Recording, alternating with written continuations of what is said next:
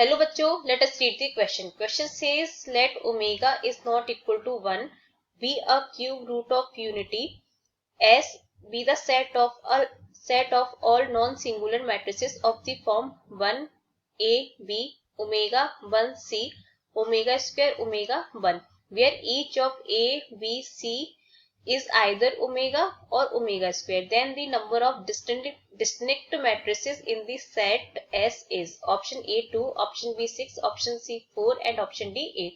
तो सबसे पहले इसके लिए हम की कंसेप्ट को समझ लेते हैं. तो इसके लिए की कंसेप्ट क्या हो जाएगा? की कंसेप्ट.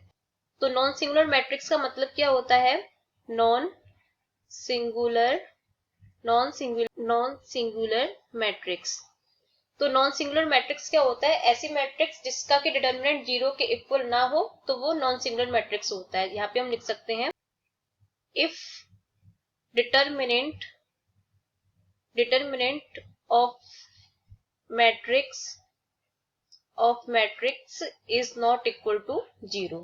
और इसके अलावा ओमेगा क्यूब की वैल्यू होती है 1. इसके अलावा क्यूब रूट ऑफ यूनिटी क्या होते हैं? Omega square plus omega plus 1 is equal to 0.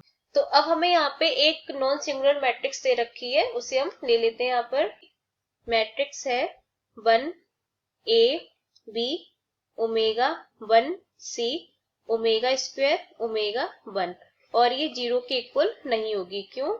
और ये कैसी है? ये नॉन सिंगुलर है. तो यहाँ पे हम लिखेंगे इज नॉन सिंगुलर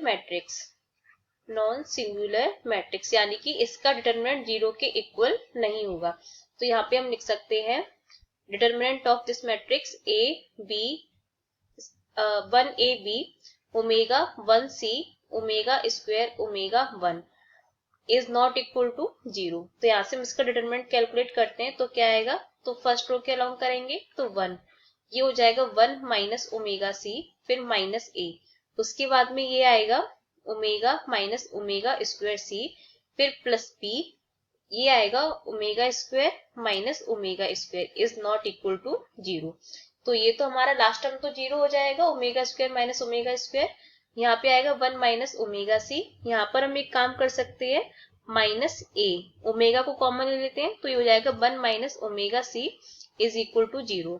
तो यहाँ से ये क्या बनेगा? ये हो जाएगा 1 माइनस ओमेगा C और दूसरा 1 minus A omega is equal to 0. तो सॉरी नॉट इक्वल टू 0. यहाँ पे ये नॉट इक्वल टू 0 होगा. तो उसके बाद हमें क्वेश्चन में दे रखा है कि ABC है वो या तो ओमेगा हो सकते हैं या ओमेगा स्क्वायर हो सकते हैं. ABC इज आइदर ओमेगा और ओमेगा स्क्वायर. तो यहाँ पे हम वैल्यूज को पुट करते हैं. सबसे पहले हम A is equal to omega square put करते हैं.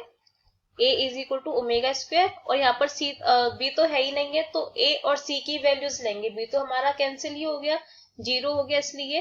तो C इज इक्वल टू हम C भी ओमेगा स्क्वायर पुट कर देते हैं. तो हमें क्या रिजल्ट मिलेगा?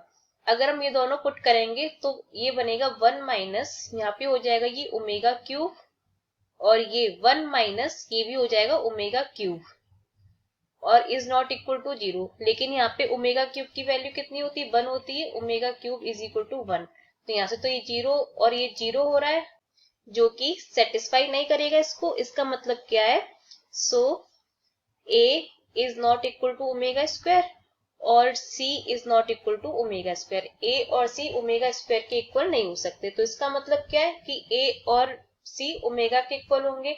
अगर हम यहाँ पे ओमेगा पुट करते हैं इस जगह पर तो हमें क्या मिलेगा? Put A is equal to omega and C is equal to omega. तो पहला ब्रैकेट क्या है हमारा? 1 माइनस A ओमेगा. तो पहला ब्रैकेट क्या है हमारा? 1 माइनस ओमेगा C. दूसरा है 1 माइनस A ओमेगा. तो ये हो जाएगा 1 माइनस ओमेगा स्क्वायर और 1 minus omega square is not equal to 0. तो ये हमारा 0 के इक्वल नहीं होगा. तो ये हमारी कंडीशन सेटिस्फाई कर रही है. तो यहाँ पे हम कह सकते हैं कि A की वैल्यू ओमेगा होगी, C की वैल्यू ओमेगा होगी और B की वैल्यू ओमेगा और ओमेगा स्क्वायर दोनों हो सकती हैं. तो यहाँ पे हम लिख सकते हैं टोटल पॉसिबल मैट्रिसेस. हमसे क्वेश्चन में यही पूछा गया है, टोटल पॉसिबल मैट्रिसेस क्या हो जाएगा?